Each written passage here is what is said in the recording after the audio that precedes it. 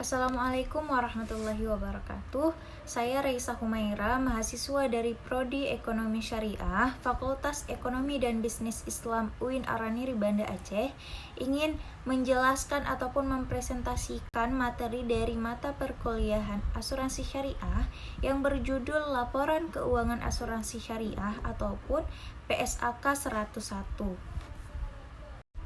Laporan Keuangan Asuransi Syariah atau PSAK 101 adalah ataupun merupakan hasil akhir dari proses pencatatan dan penggabungan semua transaksi yang dilakukan oleh perusahaan dengan seluruh pihak yang terkait dengan kegiatan tersebut. Laporan keuangan memberikan gambaran tentang keadaan posisi keuangan, hasil usaha, serta perubahan dalam posisi keuangan suatu entitas. Laporan keuangan disusun berdasarkan standar akuntansi keuangan ataupun SAK yang telah ditetapkan oleh Ikatan Akuntan Indonesia atau IAI.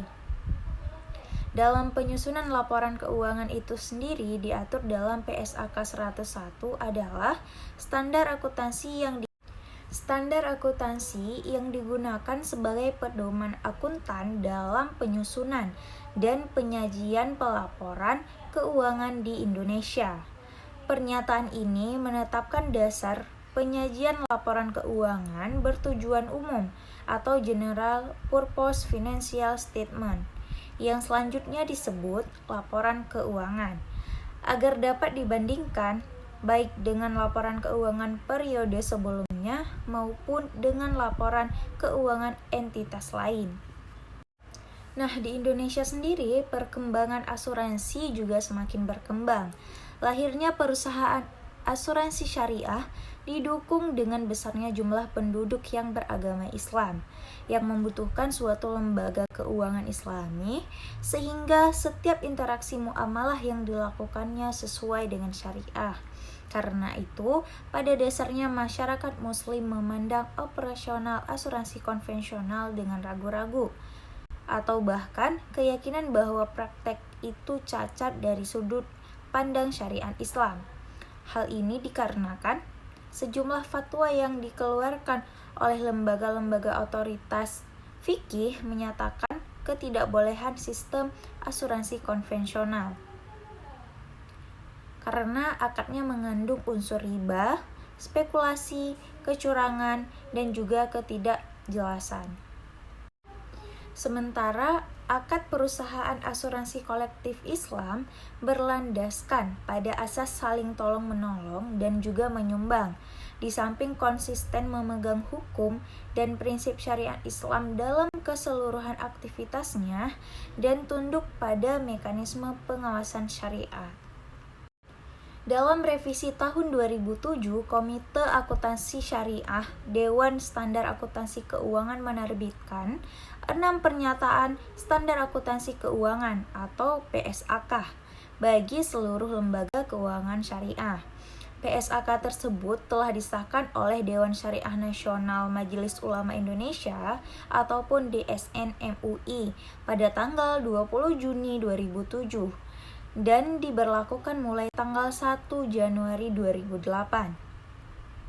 Penyusunan PSAK tersebut mengacu pada Pernyataan Akuntansi Perbankan Syariah Indonesia atau PAPSI Bank Indonesia dan Fatwa Akad Keuangan Syariah yang diterbitkan oleh DSN MUI, yang mana PSAK tersebut terdiri dari di mana yang pertama ada PSAK 101 yaitu penyajian laporan keuangan syariah, yang kedua ada PSAK 102 yaitu akuntansi murabahah, yang ketiga PSAK 103 akuntansi salam, yang keempat PSAK 104 yaitu akuntansi istisna, yang kelima PSAK 105 akuntansi mudharabah, dan yang keenam adalah PSAK 106 akuntansi musyarakah.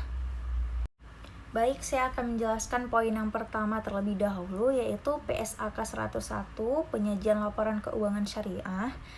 di mana PSAK 101 ini pertama kali dikeluarkan oleh Dewan Standar Akuntansi Keuangan Ikatan Akuntan Indonesia ataupun bisa disebut dengan DSAK IAI pada tanggal 20 Juni tahun 2007. PSAK ini menggantikan ketentuan terkait penyajian laporan keuangan syariah dalam PSAK 59, yaitu akuntansi perbankan syariah yang dikeluarkan pada 1 Mei 2002 berdasarkan surat Dewan Pengurus Nasional atau DPN IAI nomor 0823 DPN IAI berdasarkan surat Dewan Pengurus Nasional ataupun DPN IAI nomor 0823 B DPN IAI X1 2013. Maka seluruh penduduk akuntansi syariah yang sebelumnya dikeluarkan seluruh produk akuntansi syariah yang sebelumnya dikeluarkan oleh DSAK IAI dialihkan kewenangannya kepada Dewan Standar Akuntansi Syariah ataupun DSAS IAI. Nah, kemudian pada tahun 2019 keluarlah PSAK 101 yang telah direvisi kembali. Dalam PSAK 101 ini tahun 2019 merupakan penyempurnaan dari pengaturan penyajian laporan keuangan syariah sebelumnya yang mengatur tata cara penyajian laporan keuangan serta menjadi konsep dasar dalam penyajian laporan keuangan untuk asuransi syariah yang lengkap, terdiri dari komponen-komponen sebagai berikut. Yang pertama ada laporan posisi keuangan, yang kedua laporan surplus defisit underwriting dan tabarruk, dan yang ketiga laporan laba rugi dan penghasilan komprehensif lain. Dan yang keempat laporan perubahan ekuitas, yang kelima laporan arus kas, keenam laporan sumber dan penyaluran dana zakat. Yang ketujuh, laporan sumber dan penggunaan dan kebijakan. Dan yang kedelapan, catatan atas laporan keuangan tersebut. Nah, jadi selanjutnya saya akan menjelaskan pengertian laporan keuangan. Pengertian di dalam standar akuntansi keuangan, laporan keuangan adalah merupakan bagian dari proses pelaporan keuangan dan laporan keuangan yang lengkap. Biasanya meliputi neraca, laporan laba rugi, laporan perubahan posisi keuangan, atau yang dapat disajikan dalam berbagai cara, seperti sebagai laporan arus kas. Kemudian ada catatan, laporan keuangan lain, dan juga materi penjelasan yang bagian integral dari laporan keuangan tersebut. Tujuan dan juga fungsi dari laporan keuangan. Secara umum, laporan keuangan bertujuan untuk memberikan informasi keuangan suatu perusahaan, baik pada saat tertentu maupun pada periode tertentu.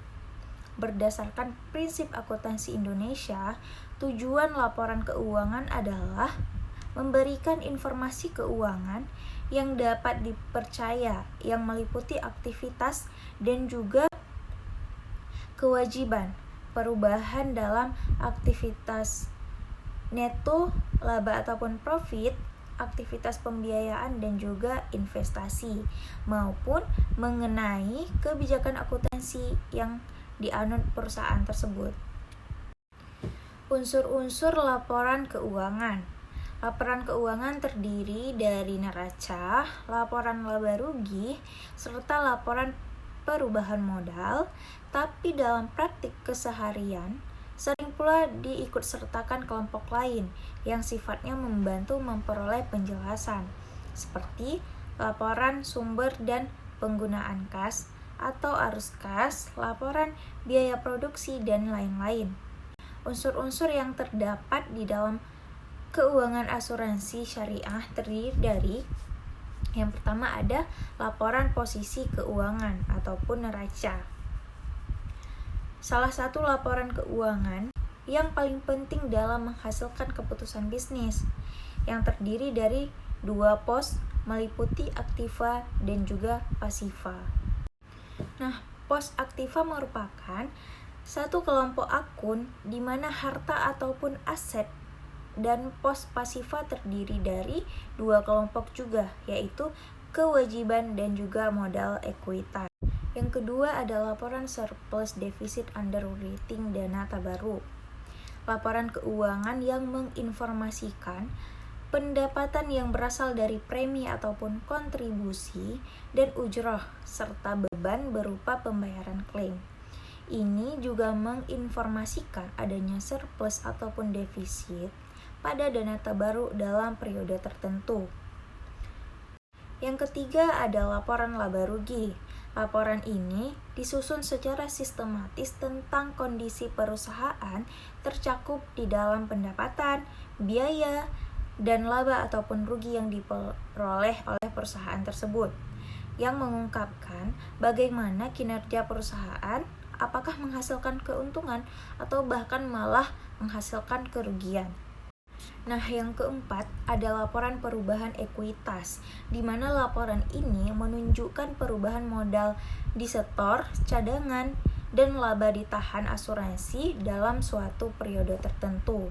Yang kelima ada laporan arus kas, menjelaskan arus kas masuk dan arus kas keluar cabang atau asuransi syariah dalam periode tertentu pula. Yang keenam ada laporan sumber dan penggunaan dana zakat.